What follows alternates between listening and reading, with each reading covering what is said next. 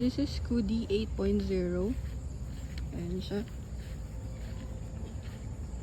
Air tent to, so wala na siyang yung mga metal balls.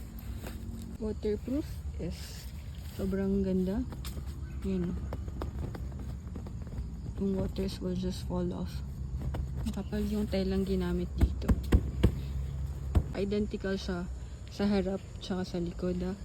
So, hindi kayo mahirapan mag-set up kahit parang baliktad yung pagkakapitch niya ng tent. Kasi, yun nga, may pintuan siya sa harapan, ganun din sa likod, tas isang window dito, ganun din dito.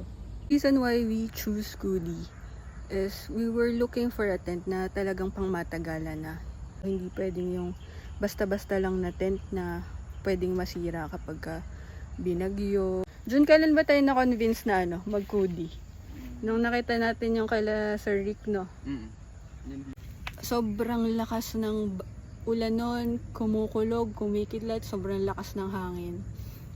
Tapos chill lang sila sa loob ng Scudi tent nila, as in like, so sabi namin pag-iipunan talaga. So yun, we were able to get one. Tapos it offers yung safety, tsaka maganda siya, as in like maganda yung design niya, madali i-set up, medyo mabigat lang, pero nasanay ka naman, tas meron ka naman ng cart, madali na din. So if you're also interested to buy your own Scudi, available siya sa Camp Cafe PH.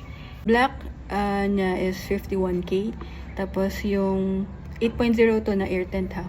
Tapos yung beige and khaki naman is 45. So yung price na, yun nga, it's a little bit higher compared to regular tents, but I could tell you, as in like, ilalaban ko to. Sobrang worth it siya. Like, instead of buying multiple tents, you could just like stick to one. For us, it's Scudi. Since nahanap na namin yung tent na para sa amin, we will now help you guys na mahanap yung para sa inyo. Join us in this tent quest as we find the right tent for you.